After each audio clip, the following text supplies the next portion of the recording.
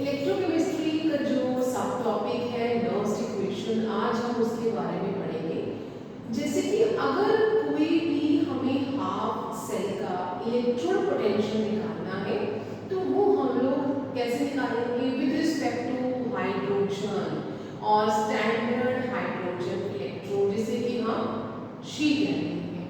अगर ऐसे में हम तभी निकाल सकते हैं अगर सभी जितने भी स्पीशीज हैं, इलेक्ट्रोलाइट है या आयंस है, they all are having concentration one और unity.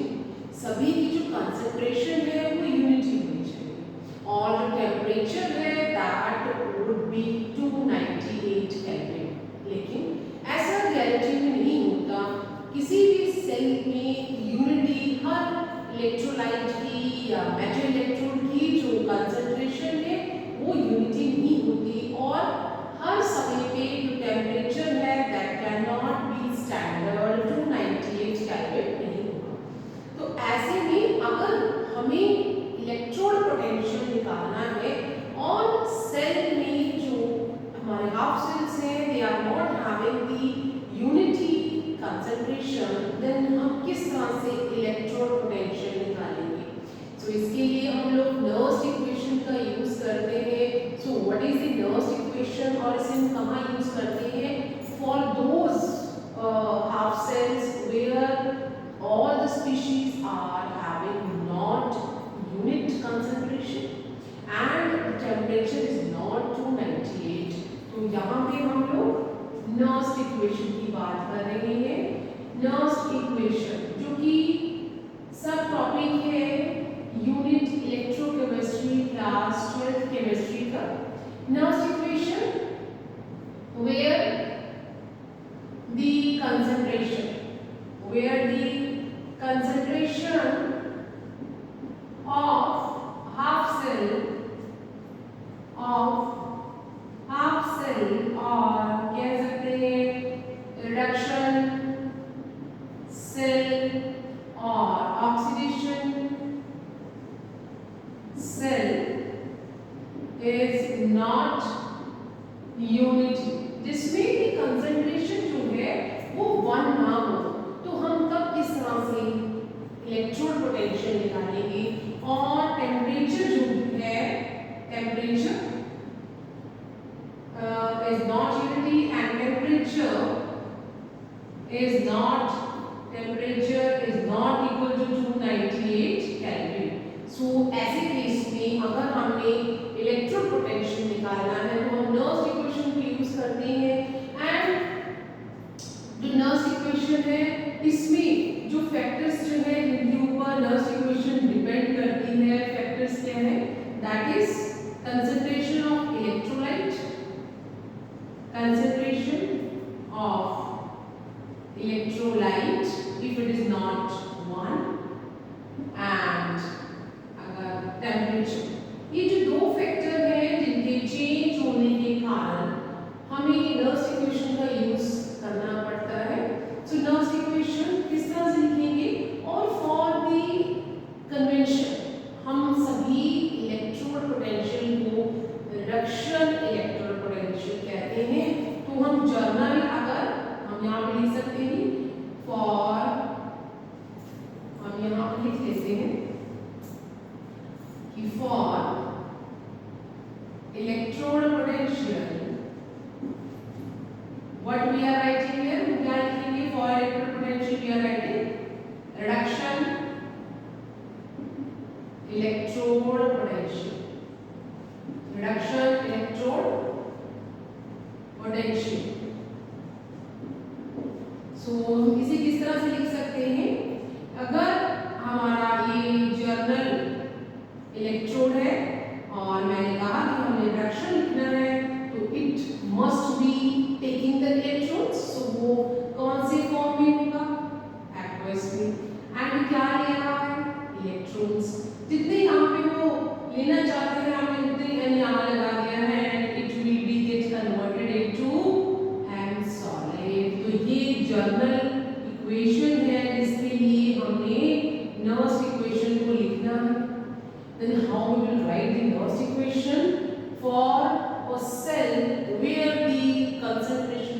unity and temperature is not 298 Kelvin. तो किस तरह से लिखेंगे? That is उस इलेक्ट्रोड का, that is the electrode potential. तो जिसका भी हम ले रहे हैं that is, मैंने भी कहा कि हम रिडक्शन लेते हैं तो वो जो भी इलेक्ट्रोड है वो अपने एक्वस स्टेज पे है और आयनिक स्टेज पे है और वो किसमें कन्वर्ट हो जाएगा? Solid. And that is equal to E standard जब with respect to hydrogen electrode potential, standard hydrogen electrode potential जब कंसंट्रेशन क्या थी? 1 थी. And what we have to be right here, minus RT NF natural log the ionic concentration यहाँ पे पहले आ जाएगा, that is the metal in its solid state and the metal in the aqueous state. तो aqueous है तो वो ionic stage में होगा. This is the general Nernst equation where the electrolyte is not having the unit concentration or we can say not having the one concentration. तो इस तरह से हम लिखेंगे.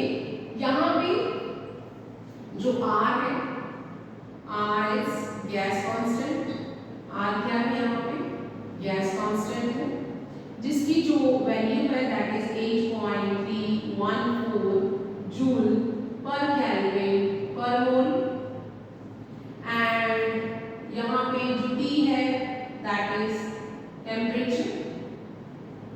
एंड टेम्परेचर जो है उसकी जो वैल्यू है that is 298 केल्विन. जो यहाँ पे N है that is number of electrons. Those are participating in reduction and oxidation. And यहाँ पे जो F है, F is Faraday constant. Faraday's constant. और इसकी जो वैल्यू है that is 96500 count.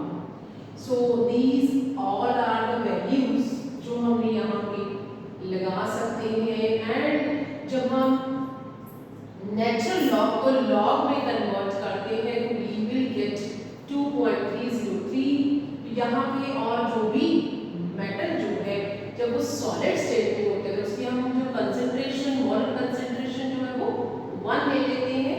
तो इस इक्वेशन को हम किस तरह से सभी वैल्यू के साथ कन्वर्ट कर सकते हैं? How we will get the conversion? हम इसे किस तरह से कन्वर्ट कर देंगे?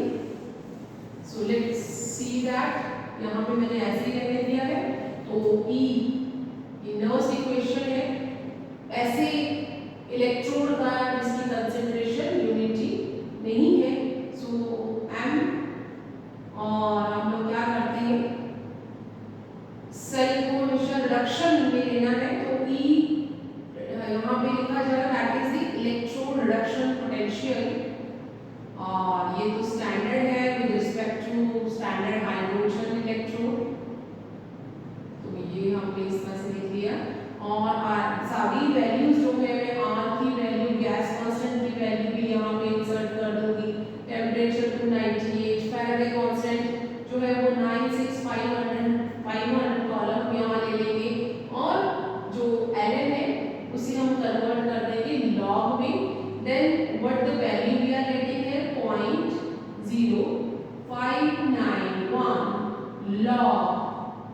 और एज आई सेड कि जो मेटल है when it is the solid state तो उसकी जो मोलर कंसंट्रेशन होती है that is the 1 divided by that is mn. और वो एक्वस स्टेज में होगा एंड डिवाइडेड बाय n. जो है वो हर सेल के लिए अलग हो सकता है. Number of electron those are getting oxidized जिसके और जितना रिडक्शन और ऑक्सीडेशन पार्टिसिपेट होती है. तो यहाँ पे ये हमारा आ गया Nernst equation. This is the Nernst equation for a cell where the temperature is not 298 and the electrolyte is not having the unity concentration. अब अगर हम इसे डेनियल सेल के लिए लिखना चाहें तो कैसे लिखेंगे? ये जर्नल मैंने लिख दिया है, अब हम डेनियल सेल के लिए इसको लिखते हैं। और डेनियल सेल, यहाँ पे हम डेनियल सेल के लिए लिख लेते हैं फॉर डेनियल सेल। तो किस तरह से लिखेंगे? जो डेनियल सेल का रिएक्शन है वो कैसा रहेगा? Zn यहाँ पे सॉलिड स्टेज में रहेगा, और जो कॉपर है, कॉपर जो है वो हमारा आयनिक स्टेज में रहेगा, एंड जो जिंक है वो ऑक्सीडाइज हो जाएगा and it will get converted into the ionic form, and जो कॉपर है it will get converted into the solid form. तो ये हमारा डेनियल सेल की हमने यहाँ पे इक्वेशन लिख दी। और as I said कि for convention purposes we are taking reduction electrode potential, तो हम इसमें जिंक के लिए किस तरह लिखेंगे? So for Zn के लिए, Zn इलेक्ट्रोड के लिए इलेक्ट्रोड पोटेंशियल कैसा रहेगा? That is,